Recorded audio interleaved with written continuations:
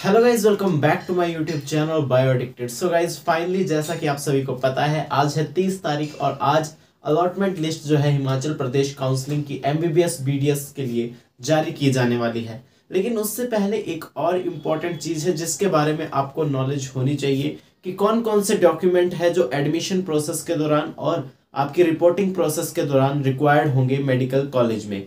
तो आज हम उसी के बारे में डिस्कशन करने वाले हैं वन बाय वन। तो चलिए शुरू करते हैं। तो जो जो डॉक्यूमेंट्स आपको रिपोर्टिंग और एडमिशन के टाइम पर रिक्वायर्ड होंगे वो ये है जो मैंने बोर्ड पर लिखे हैं।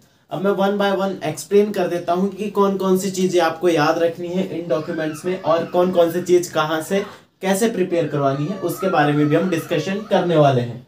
So documents required for the reporting. सबसे पहली बात आपको याद रखनी क्या है कि 2 कॉपीज ऑफ ऑल डॉक्यूमेंट्स। जितने भी मैं आपको सभी को ये डॉक्यूमेंट्स बता रहा हूं, इन सभी डॉक्यूमेंट की 2 कॉपीज आपने रख लेनी है। 2 कॉपीज आपके पास होनी चाहिए क्योंकि वहां पर कॉपीज भी सबमिट होती हैं, प्लस कुछ ओरिजिनल सर्टिफिकेट भी आपके सबमिट कर लिए जाते हैं और वो आपको डिग्री पूरी होने के बाद ही मिलते हैं या फिर मिड ऑफ द कोर्स में दे दिए जाते हैं।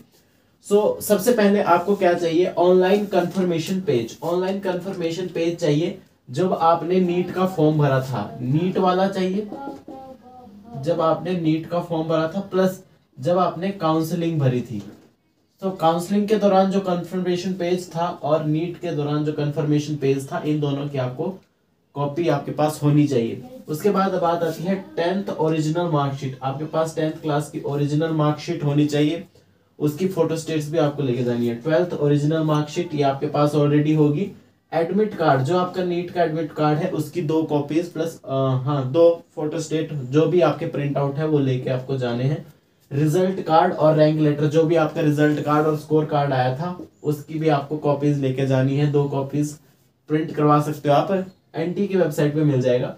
अलॉटमेंट लेटर, जो आपको कॉलेज अलॉट हुई है उसके लिए आपके काउंसलिंग वेबसाइट से अलॉटमेंट लेटर आया होगा, तो वो भी आपको साथ लेकर जाना है, अलॉटमेंट लेटर। उसके बाद आती है कैटेगरी सर्टिफिकेट। जिस भी कैटेगरी से आप बिलोंग करते हो, जिस भी कोटा के थ्रू आपको सीट अलॉट हुई है, उसका आपको सर्टिफिकेट लेके जाना है। SC ST OBC PWD जो भी है, आपको वो सर्टिफिकेट्स लेके जाने हैं, प्लस उनकी कॉपीज। पहले लिखा है 2 कॉपीज ऑफ ऑल। उसके बाद माइग्रेशन सर्टिफिकेट, जब आप 12th क्लास में होते हो तो आपके बोर्ड द्वारा एक माइग्रेशन सर्टिफिकेट आपको इशू किया जाता है, वो माइग्रेशन सर्टिफिकेट आपको साथ लेके जाना है, प्लस उसकी फोटो कॉपीज भी। करेक्टर सर्टिफिकेट, ये डॉक्यूमेंट मैंने रेड मार्क किया है क्योंकि आपको बनाना पड़ेगा। करेक्टर सर्टिफिकेट ओनली 6 मंथ्स और अप टू 1 ईयर तक वैलिड होता है, तो ये आप प्रिपेयर कर सकते हो। ऑनलाइन भी बन जाता है और ऑफलाइन भी बन जाता है। ऑनलाइन बहुत जल्दी आपको मिल जाएगा, 1 से 2 दिन में, तो ज़्यादा बड़ी बात नहीं है करेक्टर सर्टिफिकेट बनवाना। और इसके लिए पहले आपको क्या करना पड़ता है, पहले आपको अपनी पंचायत से लिखवा कर लाना होता है अपना करेक्टर। उसके बाद पुलिस स्टेशन से आपको अपना करेक्टर लेना पड़ता है और उसके बाद आपको क्या करना पड़ता है, अप्लाई करना पड़ता है। इसके बारे में आपको इस तरह से अप्लाई करना पड़ता है करेक्टर सर्टिफिकेट के लिए, जो आपको इशू कर दिया जाता है। उसके बाद आपको चाहिए आधार कार्ड, जो आपके पास ऑलरेडी होगा, उसकी फोटो कॉपीज। उसके बाद एंटी रैगिंग अपेंडिक्स 20 एंड 21, ये आपको वहां से कॉपी नहीं करने, आपको एंटी रैगिंग प्रोस्पेक्टस के 20 एंड 21 में अपेंडिक्स दिए होंगे, फॉर्मेट दिया होगा उसका। लेकिन आपको क्या करना है, आपको वकील के पास जाना है, नोटरी का। एक तो होगा आपका, 2 टाइप के बनते हैं, 2 नोटिफिकेशन पड़ेंगे इसमें, 2 आपके बनेंगे। एक तो होगा candidate, anti ragging bye candidate, ये होगा एफिडेविट की फॉर्म में, एफिडेविट। और एक बनेगा पेरेंट्स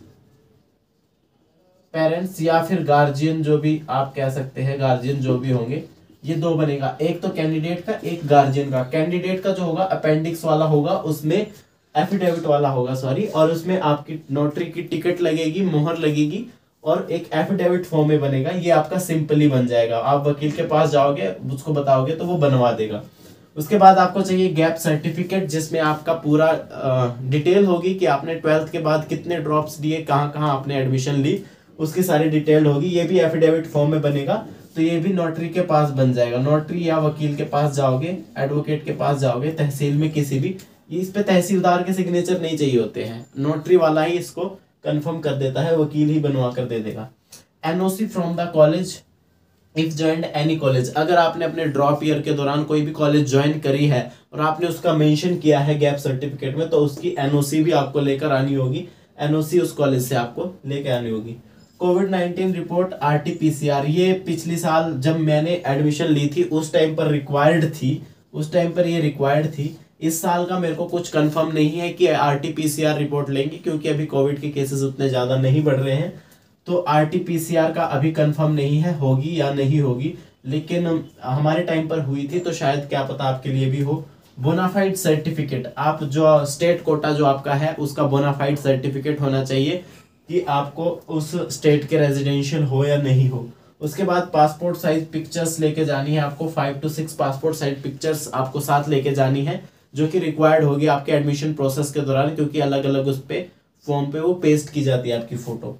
उसके बाद आपका एक और जो नोट मैंने आप सभी को दिया है, medical is done only at the medical college. जो आपका मेडिकल सर्टिफिकेट इशू किया जाता है वो मेडिकल कॉलेज में ही इशू किया जाता है। वहां पर आपके सारे टेस्ट होते हैं, ब्लड टेस्ट होगा, यूरिन टेस्ट होगा, डिफरेंट सारे टेस्ट आपके किए जाएंगे और आपको वहीं पर मेडिकल सर्टिफिकेट इशू किया जाएगा और आपका एडमिशन कंफर्म हो जाएगा। एक और चीज जो आप सभी को याद रखनी है कि डॉक्यूमेंट्स को इसी सीक्वेंस में लगाना है जिस सीक्वेंस में ये मैंने लिखे हैं, क्योंकि अगर आप इस सीक्वेंस में नहीं लगाओगे तो आपके एडमिशन प्रोसेस में देरी होगी। आपको कहा जाएगा बार बार कि इस सीक्वेंस में लगाओ, तो ये जो सीक्वेंस होगा इसी सीक्वेंस में आपको डॉक्यूमेंट्स को लगा के रखनी है, तय उनकी उसी सीक्वेंस में लगानी है, या जिस हिसाब से उस मेडिकल कॉलेज ने वहां पर पेस्ट किए होंगे कि इस सीक्वेंस में रखने हैं डॉक्यूमेंट्स, तो आपको वो डॉक्यूमेंट्स उसी सीक्वेंस में पहले लगा लेने हैं। आपको एडमिशन प्रोसेस में आसानी होगी।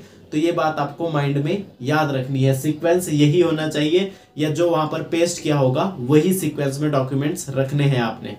तो ये कुछ डॉक्यूमेंट्स है जो आपको रिक्वायर्ड होंगे एडमिशन प्रोसेस के दौरान। तो आप इन सभी डॉक्यूमेंट्स को प्रिपेयर रख लें और तैयारी करें अपने गवर्नमेंट मेडिकल कॉलेज की और एडमिशन लेने की। तो होप आप सभी की मेडिकल लाइफ बहुत अच्छी हो। तब तक के लिए वीडियो पसंद आए तो वीडियो को लाइक, शेयर और चैनल को सब्सक्राइब जरूर से कर दीजिएगा। अगर कोई डाउट, कन्फ्यूजन या क्वायरी है तो आप इंस्टाग्राम पर फॉलो कर सकते हो, वहां पर मैं आप सभी का डाउट, कन्फ्यूजन या क्वायरी दूर कर दूंगा। तब तक के लिए जय हिंद, जय भारत।